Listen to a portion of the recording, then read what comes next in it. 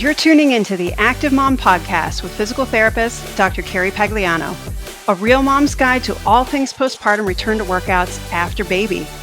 If you're a postpartum mom, coach, trainer, or physical therapist looking for answers on how to get back to running, CrossFit, yoga, Pilates, HIIT, you name it, without the fear of pelvic floor issues or doing something wrong, this is the podcast for you. Let's start the show. All right. So a couple years ago, I had a client who was pregnant and running and planning her postpartum return to run. And so we were chatting about it. And I'm like, do you have a coach you're working with? And she said, yes. And I asked her who, and she told me Mary Johnson. And I did a little searching and I was like, okay, this is good. This is legit, because sometimes it's not.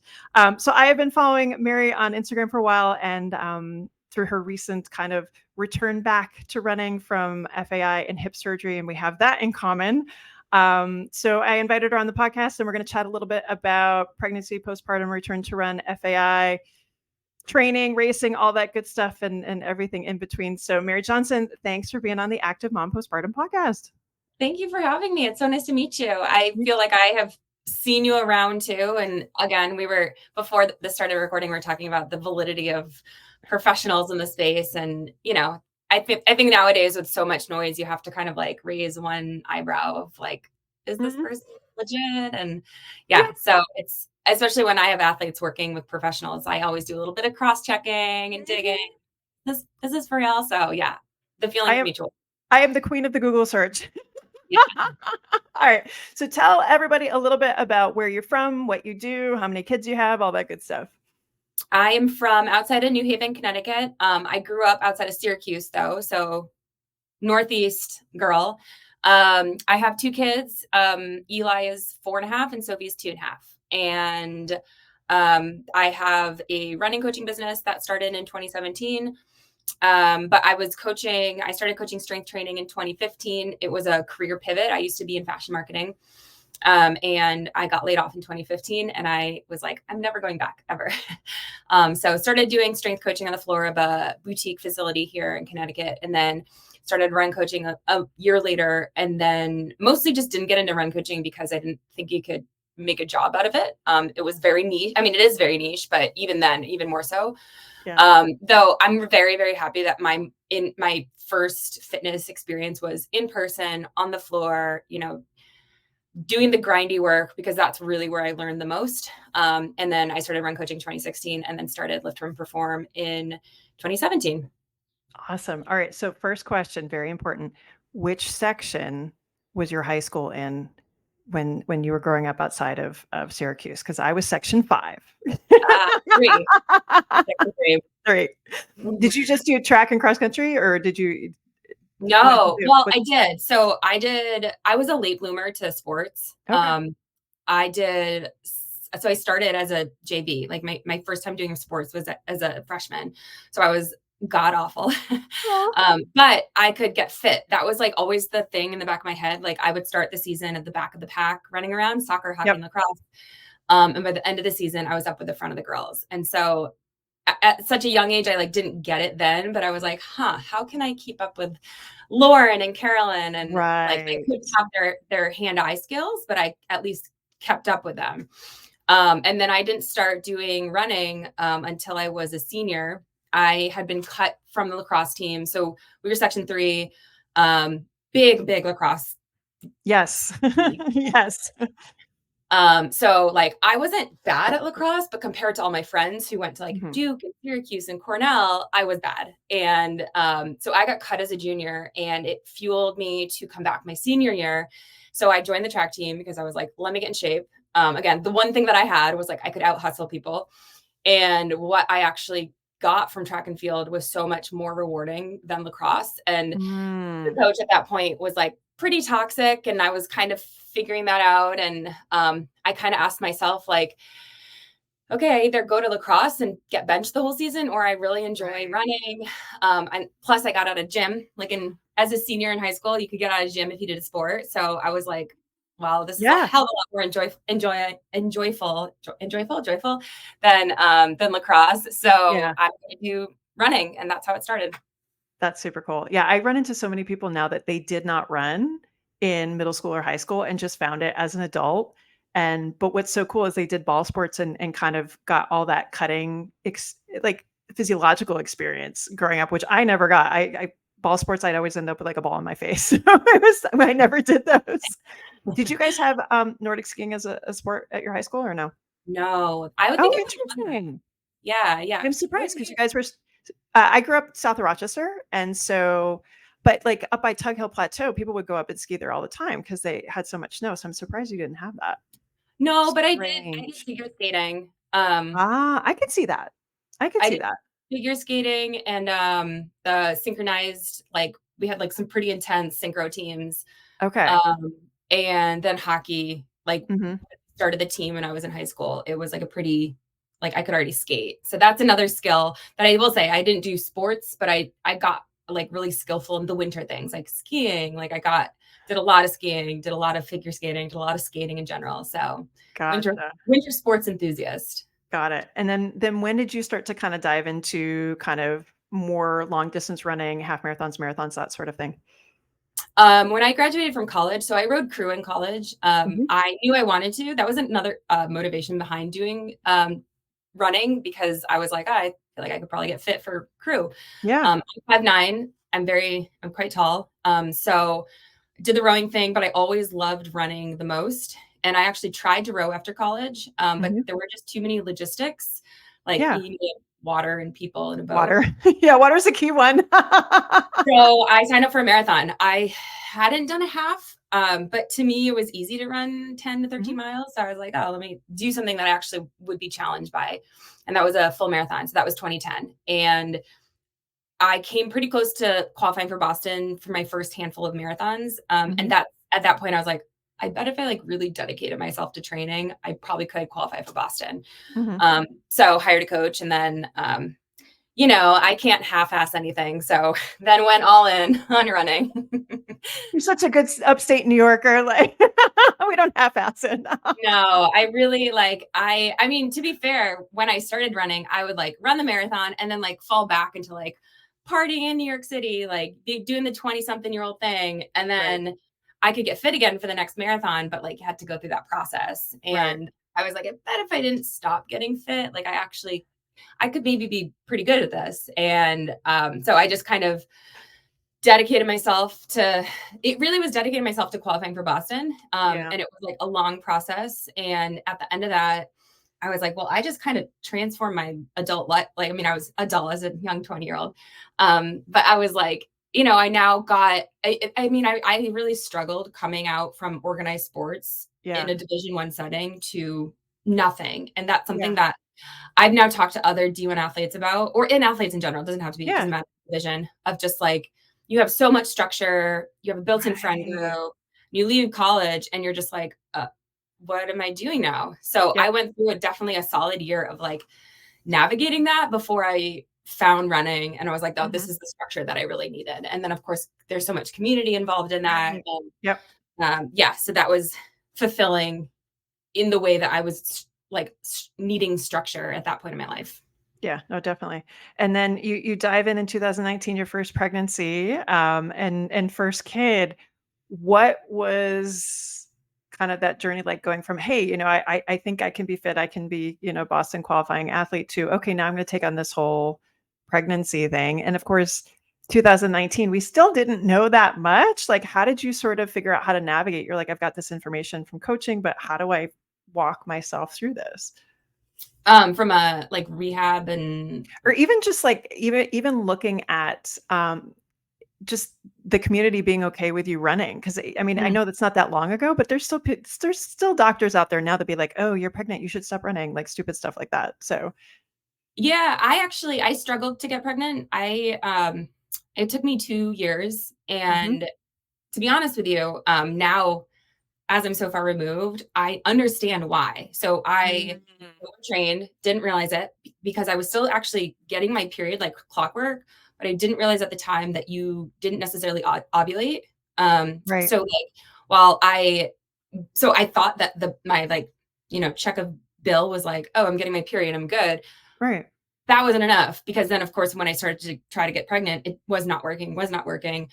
Had a few chemical pregnancies. and didn't get it. Like I was still young. And I will say, no one walked me through that process. Like I just kind of was like, why is this not working? And it was a dark 2 years because I Yeah. just didn't get it. And I didn't understand that you could menstruate and not ovulate.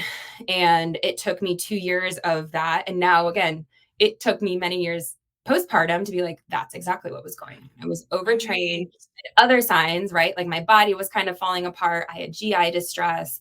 Um, I was irritable. There are other signs of overtraining. But the Yeah. period I thought I didn't really realize until it was too late. And I think it probably took a solid, 12 to 18 months to really regulate the hormones just through Yeah. time, naturally time. And then when I finally got pregnant, truly was at the point where I was like, I don't even know if I want a kid anymore. Like, I'm just so frustrated. I'm Right. so over this. Yeah.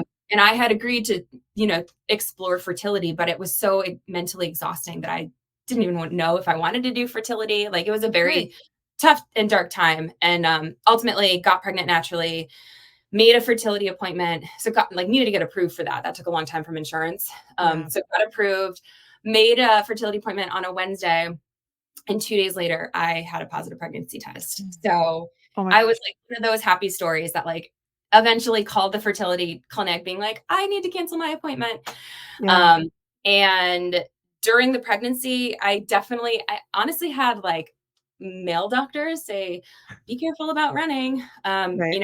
I had one in particular who was like, well, I've done a lot of research on this and it needs to pass the talk test. And Oh, good Lord. um, Really? there's a lot of fear-mongering regarding running and pregnancy. But I found it to just be this really cool time to move your body for Yeah. what it can do. Like for the first time in my life, I wasn't not in my life, but from a training perspective, I was just Mhm. able to move because it felt good and it was enjoyable. And I still ran only probably until maybe 20 to 24 weeks was when I Yeah. stopped first with Mhm. baby one. And it just seemed right. And then, that same conversation of how hard should you push? Mhm. I was still doing kind of, bike workouts, interval workouts, and only pushing to the limit that I felt comfortable, Yeah. which I will tell you with baby two, I pushed a hell of a lot more. Well, you know and more then. more. And I mean, there is so much fear mongering. Yeah. And I wasn't scared anymore. So, Yeah. yeah, Yeah. I mean, no information. I feel like a lot of it was intuitive. Well, a lot of I mean, I see this conversation so much in, like, Facebook groups and things like that, where even just the fertility conversation, and to your point, we know we need I think when you try to get pregnant is maybe one of the first times where you're like, "Yay, I need to get my period." Because before that, there's these narratives of, you're not working hard enough or this or that or whatever. But there is that assumption that, "Oh, I have my period, everything must be fine."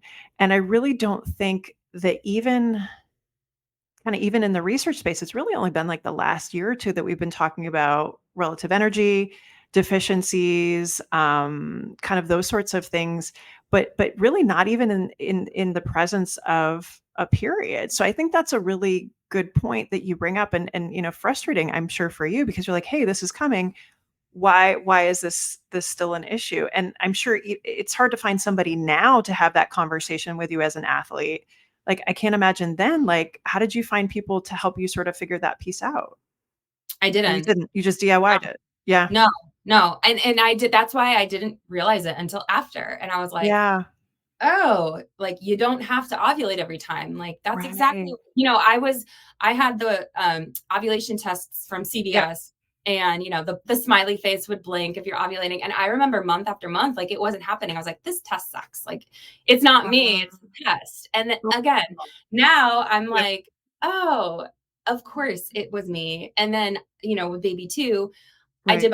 I did buy a different brand, but, right away, it was like, "You're ovulating," and I was like, "Oh, Oh, this is how wow. it's supposed to be." Oh, baby 2 was first month, first try, first tracking everything like that, and that is just the difference between a body who is hormonally regulated versus Right. one that's taking out of Right. relative energy deficiency. Yeah. No, again, even understanding ovulation, I don't think we are ever trained to pay attention to it before that point, it took us like a year, I think, to get pregnant with my oldest. And just even I was the same way. We did the whole ovulation stick. Like I couldn't do the whole temperature thing because I'm really blind and I can't read that Oh, small no. in the morning. It's not gonna happen. You're No. looking at your mucus and all that crap. And it was like, and it does, it becomes a job, and it's Yeah. really rough from month to month to month. We did get the smiley face, but the smiley face wasn't working for a very long time. Yeah. Um, but I can't imagine being like, "Oh, well, it's just this test. This sucks." And Well, like, and the miscarriages. So I didn't yeah. like I was again, I feel like sometimes I listen to myself talk about it, I'm like, "You idiot." But this No, was but you me, didn't know. And like, we didn't have that information. Yeah. I had in my phone, like, I can reproduce photos that I took back in 2017, 2018 Mhm. of very light positives, which at the time I was like, this test is trash. Like I don't think I'm pregnant. Or I was like, maybe I'm pregnant. It doesn't seem like it's moving. And then my period would come and it would be very painful. I would vomit. It was like this happened at least twice. And again, now hindsight is 2020. I Review. look back, I'm like, Yep. oh, that was a miscarriage. Like, Right. hello. I had no idea. And I was late for my period, but I didn't know that. And I feel like it wasn't talked about. I didn't know the No. word chemical pregnancy. And No. now I can go back and literally look at those tests that I'm like, no kidding, it's positive. Like, Right. if it's lightly positive, you're lightly pregnant. Like with my daughter, I was that person peeing on the stick like the first day you could. And I'm like Yes. squinting and inverting Yep. the, and I knew right away with her because I like inverted all the colors. Me back then, like it was so clearly positive and, Yeah.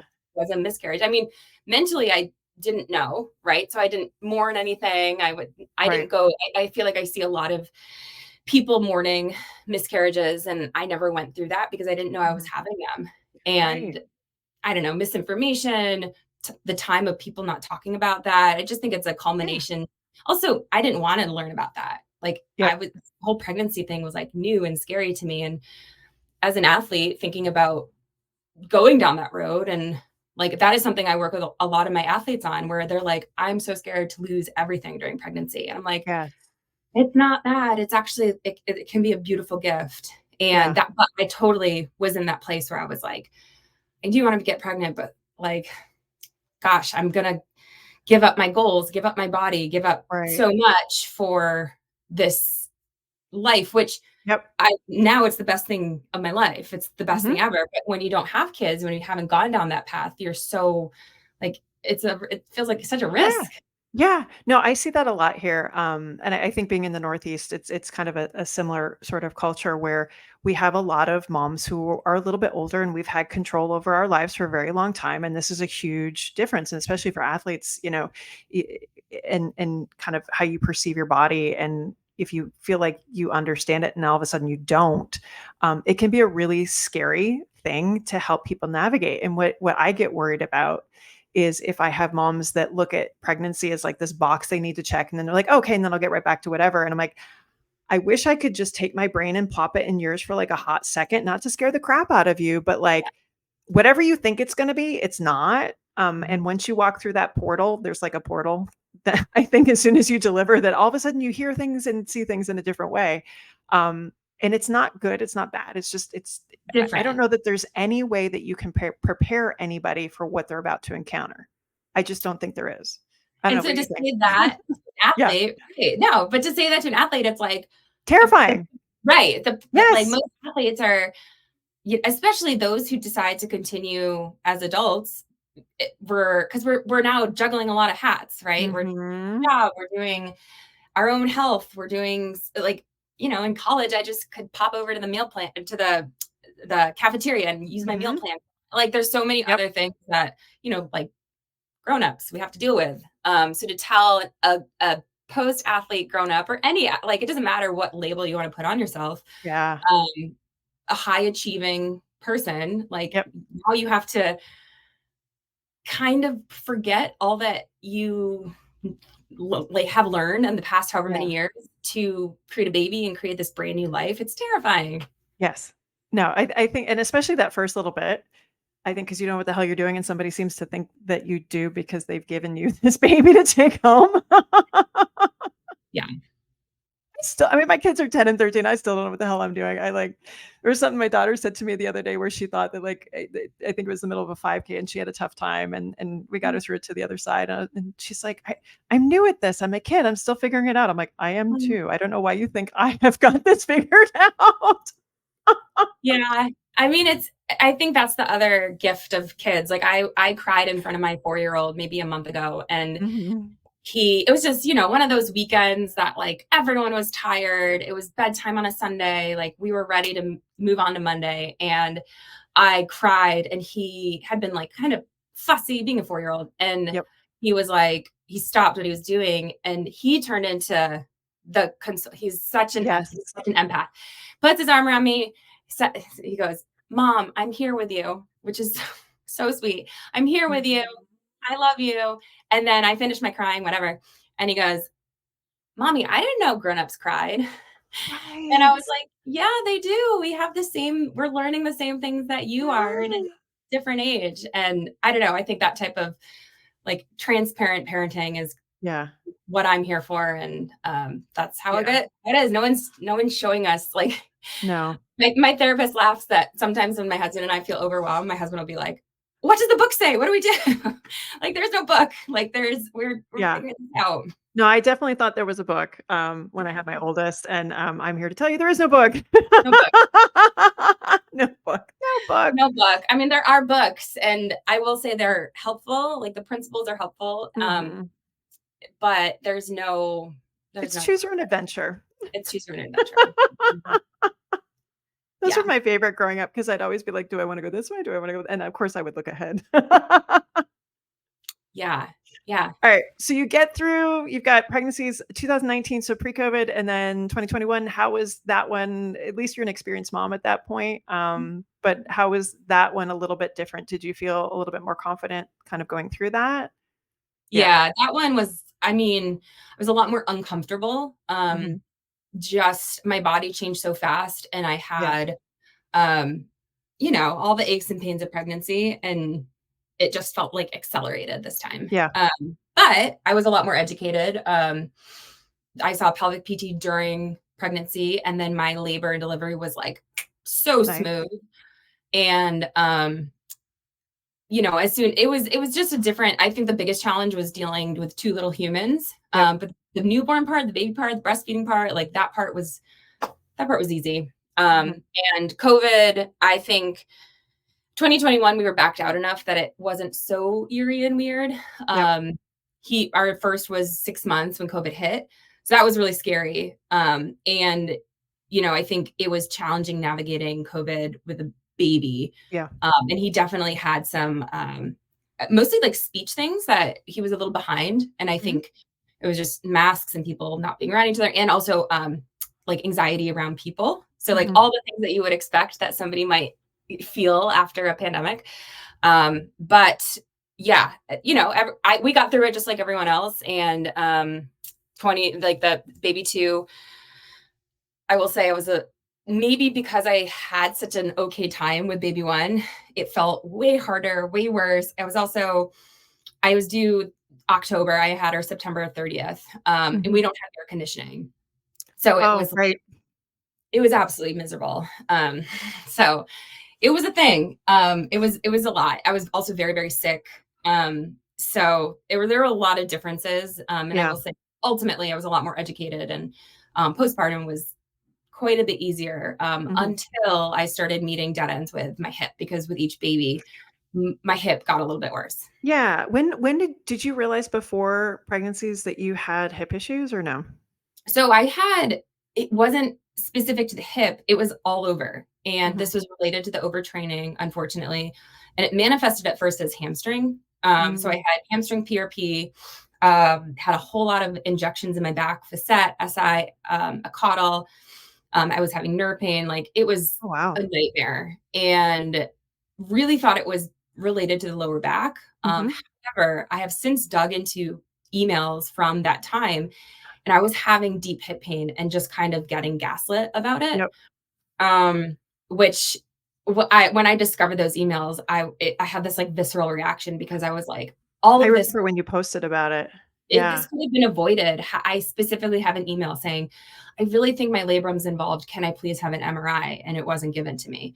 So I didn't know, it was very diffuse pain. And yes, it was very deep in my hip, but it also was kind of all over. So yeah. it was a really challenging time. And I will say the silver lining is that after the first baby, in a world of hurt, mostly lower back, and I saw a physiatrist, and all I wanted was more cortisone because that seemed to help in the past. And he said, no.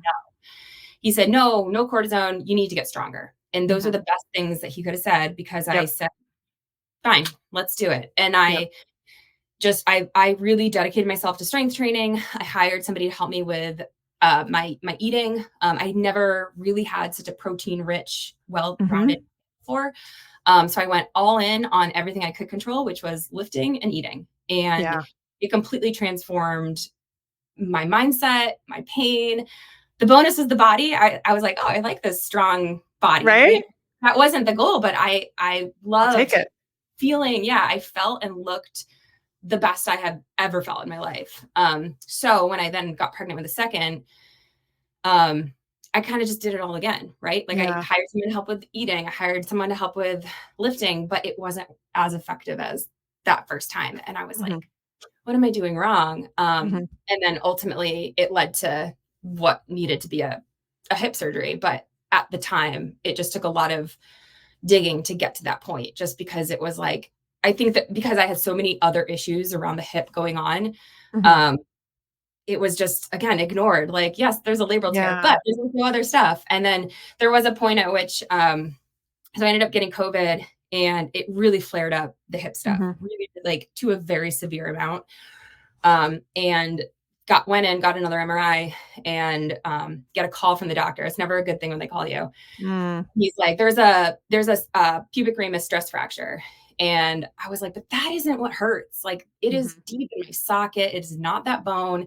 And so I just kept advocating and pushing and saying, it's not that. It's not a bone. It's not bone. And as soon as I got linked up with a new PT, and all of a sudden the dots started connecting. I was like, this has been going on for years. Like, it has resulted in, for me, I know everyone's case is so different, but like for me, it has resulted in bone stress injuries in every single bone that touched the hip joint. So my femur right at the top, my femur, my pubic ramus, my sacrum, all had stress reactions that everyone was always like, it's the bone. It wasn't my bone. It was the stability of my hip. And got the approval to see a surgeon.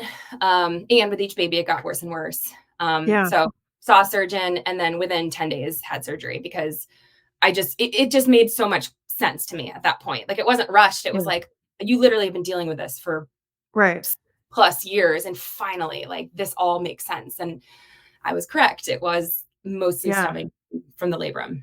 No, I feel like it's such a hard road to navigate, which is why I think your story is so incredibly important, is because typically it's not just this isolated, this is what it is, and then you go get it taken care of. Like, lots of times you have like back pain or other things going on. And, labral tears are tricky because, yes, most people have them by the time they're dead. And so it's like, okay, really, what is going on that's underneath all of this? And finding somebody to make those connections is incredibly hard, especially if you are getting gaslit. And it's probably so much clearer in the rear view for you, especially now feeling okay about stuff. What was it like kind of making that decision to be like, and yours, do you remember kind of like labral tear, and then what type of FAI do you remember? I both. Okay. Yeah. He shaved down both cam and pincer. Okay. But it was also quite gray, because several years prior, I had gone into an ortho's office with the opposite hip pain. And this guy was in a private practice. He's very knife happy. Said, oh, you have a labral tear. Let me repair this. And I was like, this doesn't seem right. Can I have a cortisone shot? And he said, sure, whatever, but he was kind of a jerk. And he was like, it's going to happen again. Well, guess what? Got the cortisone shot. Most of the pain was from bursitis, because I had two issues. I had bursitis and labral tear. Sure enough, got the cortisone shot. Left side never bothered me. So fast forward now, having years and years and years of right-sided issues, Uh-huh. in the back of my head, I was like, well, I learned so much from the left side. Right. People operate and everyone has a labral tear. And Right. it's something that you can, I mean, truly, I feel like I strength trained my way off the OR table for Yeah. several years. Like Yep. I did my due diligence to get strong. Yep. And there was a point of no return. Like when my surgeon came out and said, "Oh, I almost did a reconstruction," that's when you probably should have gotten this done like several years ago. And like, I want to just kiss his feet for somehow picking the little pieces in that little joint and Pull it like together. pulling it back up instead Oh of my gosh. doing the recon, because that would have been brutal. Yeah. Yeah. And he said, I get why this is so painful. Like it looked pretty brutal. So it was just very, very validating. And even in the moment, like I was seeing a physiatrist who are non-operative, and Mm-hmm. he was adamant about I hadn't pushed for surgery because of that other experience. I was like, well, I don't need Right. surgery. Everyone has a torn labrum. Like it's so Yeah. overdone. Even now, so many people reach out to me. They're like, I'm going to get surgery. I'm like, please don't. Right. So much you can do before you get surgery. You don't want to go down this road. Yeah. Well, And I remember sitting in his office, and he was like clicking through my MRI, and he was like, well, you do have cysts in your labrum.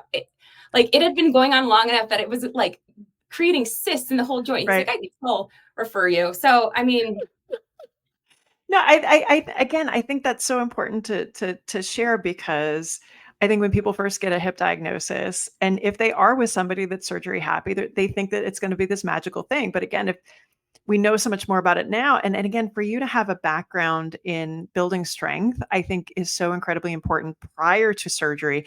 We didn't have that. Like my surgery was in, oh God, what was it? '07. It was like really new back then. We weren't doing load. We were doing nothing. So my rehab was not, wow. because we didn't know these things. Like I was going to PT, and it was like I could do an hour of prep work before I could run pain free. And this was before I had kids. I'm like, I ain't going to do this. Like, so my biggest issue postpartum wasn't like all my pelvic floor issues and everything else. It was like, is my hip going to hurt?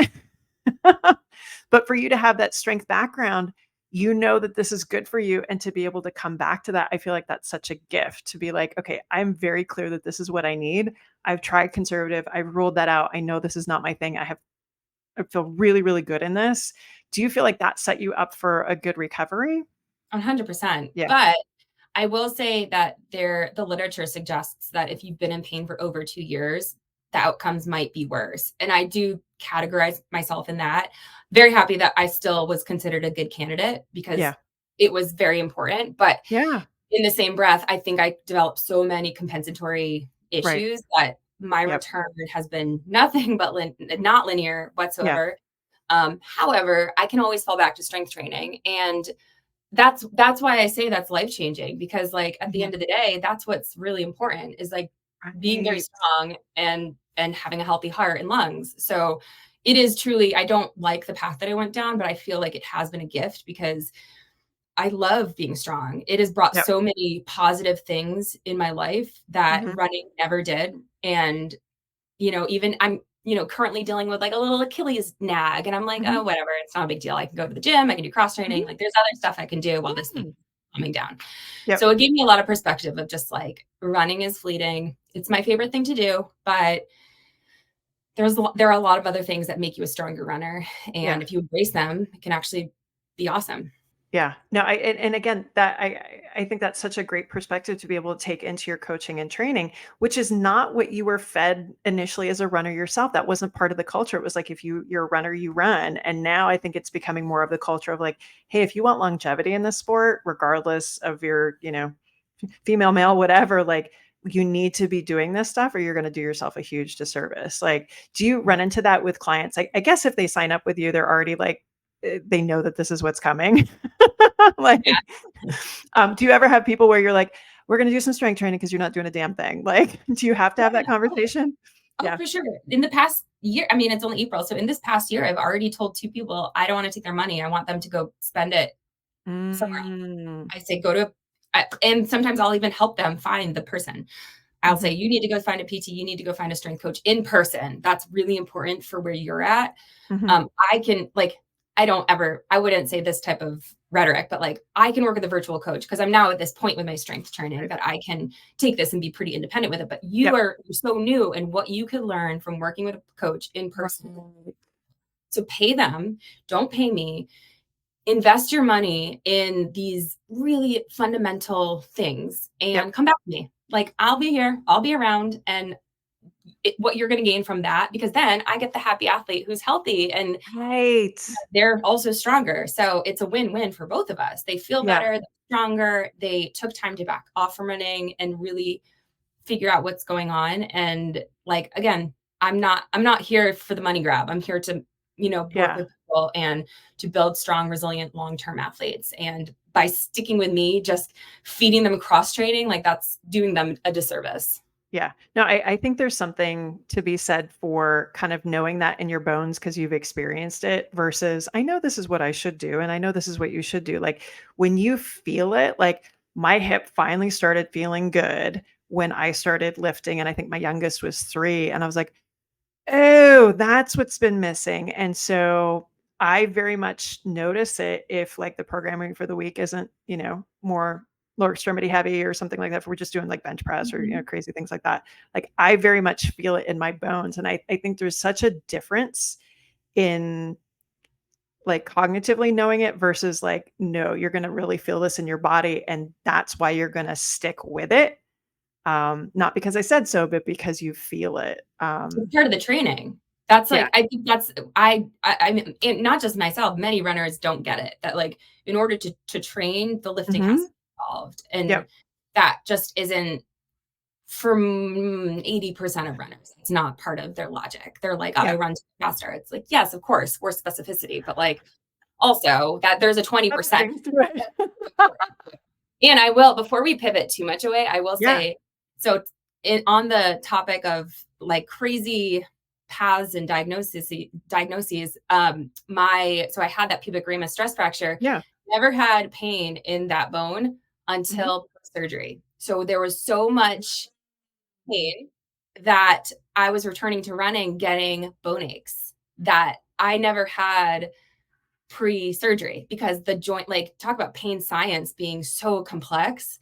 All my pain was so my joint. And then when I was post-op, I was like, what is that? I was like, pelvic pain? What is this from? And I never felt that pre-op ever. So for sure, I had a stress reaction in there, stress fracture for years. That's how I connected the dots, because got the diagnosis and I go, you need to go back and look at old MRIs. It's in there. And sure enough, I'm on the phone with the doctor. I say, you need to pull up the 2020 MRI. He pulls it up. It's dead silent for 60 seconds. And he goes, oh, it was in here 2 years ago. And I was like, it's been in here. It's not the source of my pain until I had everything else fixed. And then I had normal. The only thing that still bothers me is like I get bone aches.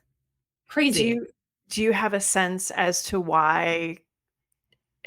Is there anything else besides the hip, like predispositions to fractures or things like that? Any sense or no? No. And that's the other crazy thing. I've since gotten a DEXA. My hip, my Z-score, my hip has gone up 3.8%. My spine has gone up 1%. My vitamin D is 72. My ferritin is in the 50s without supplementation. Like all of the biomarkers are pristine, period. Again, pretty sure I'm still ovulating. So it truly is wild that it was very much all instability. And again, any of this one, some people that's not the case, but I think for me, and then also pain wise, I was having so many bone aches. I ran a marathon in December. The day I left for that marathon, I was in an MRI tube because my bone was aching so much. And I was like, it's here, it's there again. I'm sure it's there. It was cleanest. I'm running 60 miles a week at this point. The cleanest MRI since 2020. And everything had been resolved. No BSIs. There was a little fluid in the labrum, post-operative changes, they said, but like that to me was that sign of like, holy shit, like modern medicine is incredible.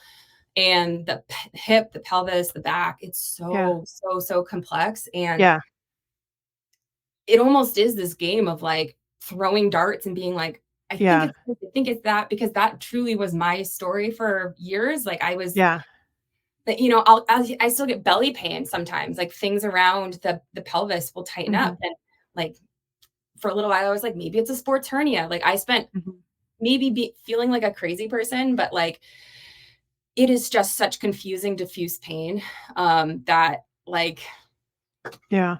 you kind of have to follow your gut. And if it's, I didn't have a sports hernia, but like definitely had obviously hip issues, and then this bone injury that resolved itself from Yeah. surgical interventions elsewhere. So yeah, I think it's just a sign. And I say this to athletes who are going through long injury processes, that I'm like, you just have to keep advocating for yourself. You have to keep Yeah. asking questions. If something doesn't match up, if it doesn't make sense in your brain, you have to call it out and you have to ask. Yep. Like doctors are humans too. They're doing the best they can, Yeah. but you have to work with them and have an adult conversation and ask questions. At the end of the day, Yeah. the best you can do is just be curious and Yep. ask questions about what you're going through. Why do I feel this way? Why is Yeah. it this? And have them give you an answer. And if it's not satisfactory, then find the answer somewhere else. Yeah. No, and as you're talking, I'm thinking this could have gone so far south. Like I've worked with chronic pelvic pain for years, and when you have complex diagnoses and you know, you can't figure things out, like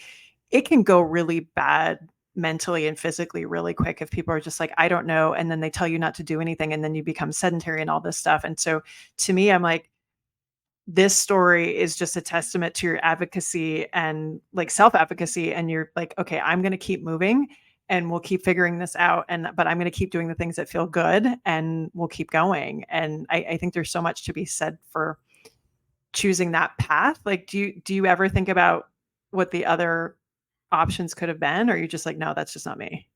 No, I mean, it wasn't easy. I was a hot mess for a long time. And I think also, once I did find strength training, so much changed in a positive Yeah. direction. Yep. That I, there's nothing that running is irreplaceable. I think a lot of us feel that way about the sport. Yeah. But going through such a process, there wasn't a doubt that I certainly doubted like being able to get back up out there, PRs, all that good stuff. But I don't know, it just didn't seem logical. Like I was young, I was motivated, I was doing the right things. Living in pain did not seem like an appropriate answer to me. Yeah.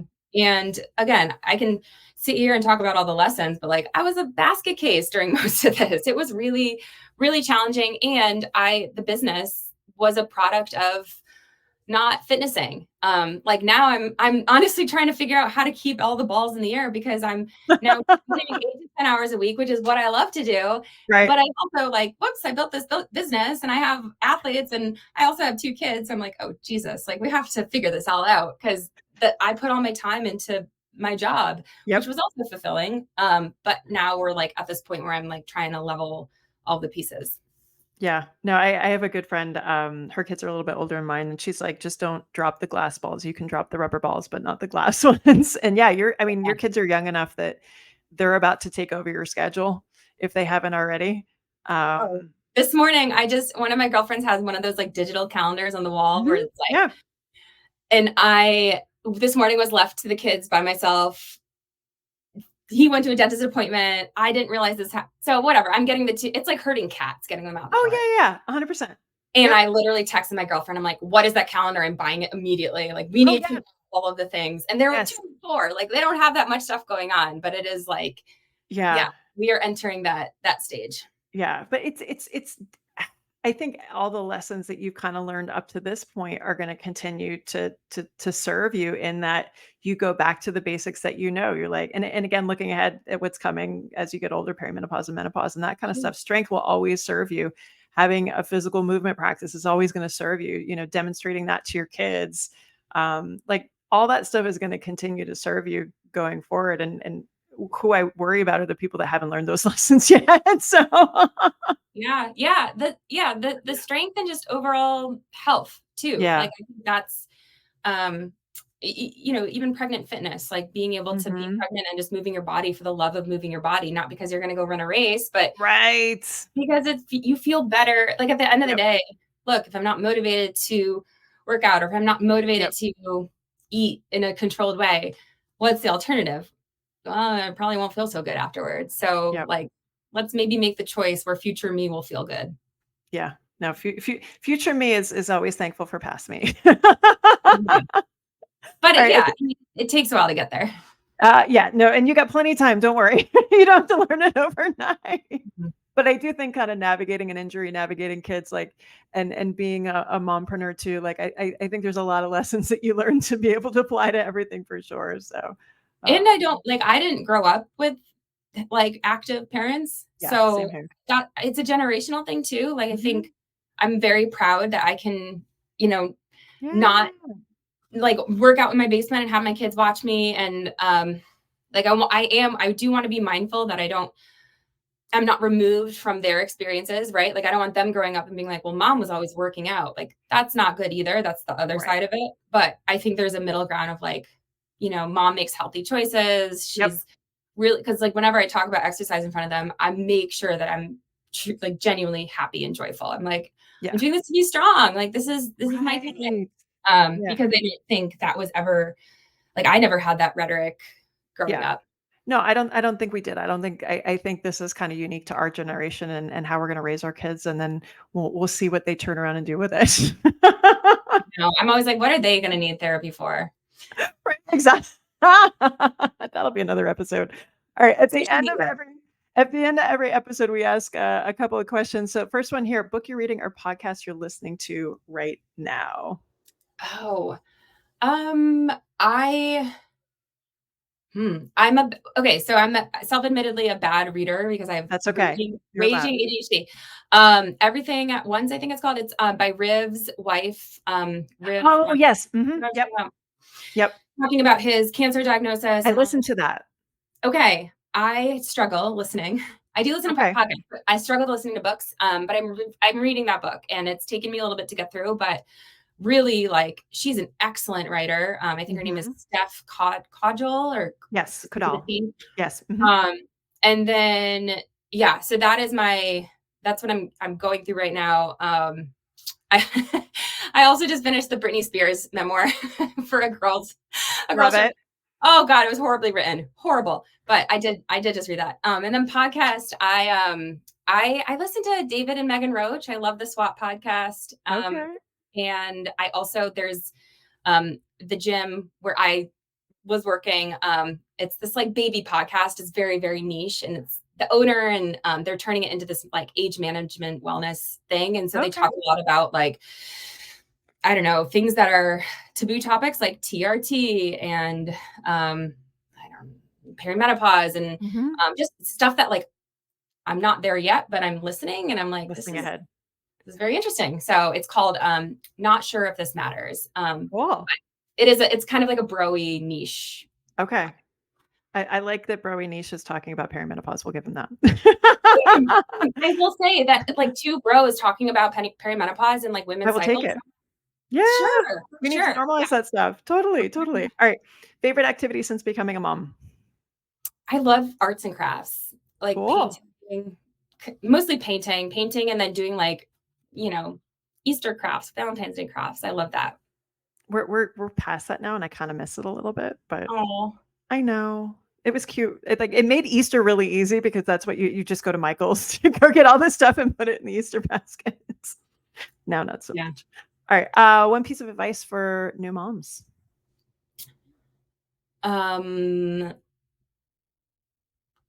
Don't have timelines like for anything. Don't have timelines for yourself, for your kids, especially your kids. Oh my gosh. Because if you're not ahead, you're behind these days. And just trust your gut. Like you know best as a mom. You're doing it right. Yes. Don't ask. Like if your gut thinks something about you or your baby, yep, that is correct. And if you have somebody that you need to say, no, my baby needs this, then you need to advocate for your kid. Like I had a pediatrician just ask me, my daughter needed antibiotics, and he goes, do you want her to come in? I go, yes. Who's the doctor? No, it's like, aren't you the doctor? Aren't you supposed to decide this? Like, I'm the mom. Like, yeah, I was like, she very much, the only time she gets eye goop is when she needs antibiotics. So I did say, I go, well, you're the doctor. I think you should tell me if I should come in, but my spidey senses as a mother says she should probably come in and get Yeah. antibiotics. And sure enough, 2 days on it, she's good. That advocacy piece, that will continue to serve you later on. I was just having a conversation with a fellow mom this morning about just kind of advocacy for, school-based interventions and things like that. And it's a full-time job advocating for your kids sometimes. So keep that going, whether it's antibiotics or anything else. So that's a good piece of advice. All right. Who is someone, doesn't necessarily have to be pregnant, postpartum space, but even just like running space right now, who's got your attention? You're fresh off of watching Boston, lots of awesome moms killing it out there. Who's got your attention right now? I don't know. I feel like I don't follow that many like pregnant, postpartum. I mean, Well, let's just talk runners. Who'd you fangirl over in Boston? I mean, I think the elites are like the Emma Bates. I think she's the coolest. She's so cute. And her So goats. cute. And I wish, I mean, I don't know. I wish more. I think that's kind of an interesting topic, like elites and babies and that topic. But I will say, like, my favorite runners to follow are mostly elites. Like, I love following Emily Infield, especially because of her hip journey. Yep. Yeah, she was here at Georgetown. Yep. Steph Bruce, because she's mom. Yes. And like influencer wise, I follow a lot of like physical therapists and like meathead people. I know I don't do that. Like, yeah, and that's all like right. I would train with, right? Like I don't follow a lot of the like cheesy niche, the way that social media is going. Yeah. I don't. No. I try to separate from that. I've had a lot of fun kind of following the newer moms that are kind of diving back into space, but then also like, I mean, Steph was on the podcast I think about a month ago with her physio, who's a friend of mine, and just kind of talking about that journey, how it was so much different with her third than her first. And I just love that there's so many more pro athletes that are being open with sharing their journeys. And then again, I think being a great example for those pro athletes that might be considering having kids in the future. Actually, right before I was on with you, I was talking to Margie Davenport, who is an exercise in pregnancy and postpartum researcher, and she studies a lot with of elite athletes and stuff like that. So the good news is there's more research coming, and then we're going to kind of extrapolate and bastardize and see what we can come up with for the rest of us normal humans. I mean, I do truly struggle.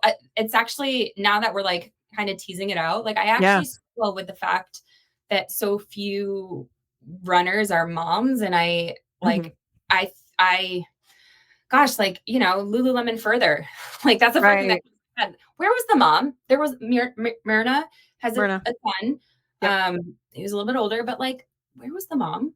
And where are the moms that we look up to? And I really do genuinely struggle answering that question, because I don't know.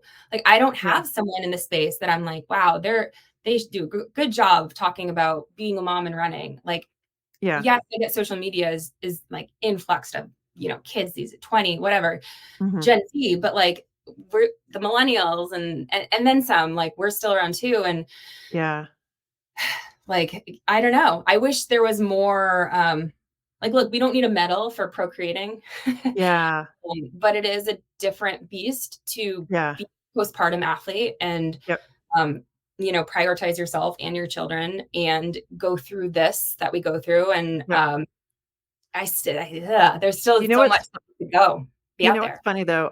The answer I give to questions like that, and I think it's a great question, especially considering your kids' ages and that sort of thing. I think I have a tiny bit more of historical perspective. Is the reason why we don't have that is because the ones that you're seeing are the first ones. And because I mean, you look back at like Kara Goucher, just being allowed to show up, and she wasn't getting paid. And I mean, and having to perform and start training at 2 weeks because nobody was going to support her. Like, and that's, I mean, I think Kara's son is the same age as mine. Like, I think he's 13. And so when you look at that and you realize how short the history is, the people that we're seeing, we don't have the demonstration because it's not there. And that's where I have so much respect for like Ann Mother or She Races, where, we do have these athletes being like, we need to establish some guidance here to give them support and training. We need to give them child support. We need to, have things in their contract. We need to have races that are going to give deferrals. Like I can understand the millennial question of where is this stuff, because what you are seeing is the very, very, very cusp. And I just have a tiny little bit of historical perspective to be able to know that.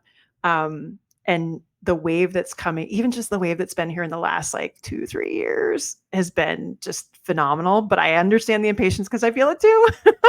I feel Yeah. it too. And also the realistic view of like, it is a different journey for everyone. Yeah. That's what Yeah. we started this conversation talking about. And I mean, look, pregnancy is super polarizing. Both pregnancies, Yeah. bet online, immediately lost several hundred followers. Yeah. For whatever reason, people Mhm. not interested, people were, Yep. it was triggering, like whatever. But there's nothing like, I don't know. And true also in the same breath, like I don't talk that much about my kids because I don't want my kids out there. I Right. post about them. They're Yep. like, people know I'm a mom of two, but I also like, I think navigating what's appropriate and what I'm comfortable sharing. Like I don't want to I share that they're a part of my life. They're a massive part of my life. But like, look, I've got a close friends list and that's where I post my kids all the time. Exactly. Post Yep. everyone. Yep. So I think there is that funky Mhm. funny line too to navigate where it's like, I don't really want my kids out there that much. Yeah. Like, sure, they're part of me, but also I want to Yeah. respect them and their Exactly. So, Exactly. I mean, I think that's Caitlin a great Goodman. consideration. Yeah. Caitlin Goodman is another Mhm. coach. I think she's a wonderful, she's a friend, colleague. She's a wonderful mom, and Mhm. was an elite athlete, is an elite athlete. Mhm. And I think, as a female coach, not many of us, Yep. and runner, Yep. mom, like I think that I look up to someone like her. And gosh, I feel like Lauren, now that we're talking about it, like Lauren Fleshman for a while. Yep. Not for a while. Lauren Fleshman is incredible. She's such a Yeah. pioneer on so many important conversations and topics. Yeah. Her book was She's phenomenal too.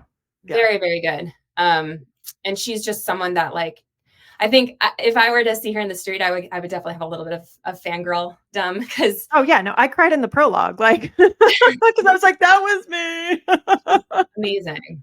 Yeah. Yeah. Well, hopefully And, after this episode, people are going to be looking to you and being like, hey, you know what? There's some more examples of, women doing the thing in the training space and performing, being a mompreneur, being an athlete, those sorts of things too. So that's why I think sharing stories like yours are just incredibly important. Last one here, and then we're going to let you get on with your day. What does it mean to you to be an active mom? being able to have an hour to yourself and have no guilt about it because it makes you a better mom. It makes you a I better love it. person. I Like love it. it is my time and that is what makes me me. And it makes me Totally. a better human all around. Exactly. I love it. All right. If you want to know a little bit more about Mary and if you want to know a little bit more about Lift.Run.Perform, you can find her on Instagram. It's a marathon, which I love your handle. It's so catchy. That's I didn't even know your name. I was like, no, it's a marathon. That's why I'm just going to call you from now on. So, thanks so much for joining me. Thank you so much. Nice to chat. Did you enjoy the podcast? If so, leave us a 5-star review on iTunes and tell a friend to do the same. Are you a postpartum mom or postpartum pro wanting to know more about getting back to running after baby? Check out all my free goodies on carriepagliano.com. This podcast represents the opinions of Dr. Carrie Pagliano and her guests to the show. The content should not be taken as medical advice and is for entertainment purposes only. Always consult your healthcare professional for any medical questions.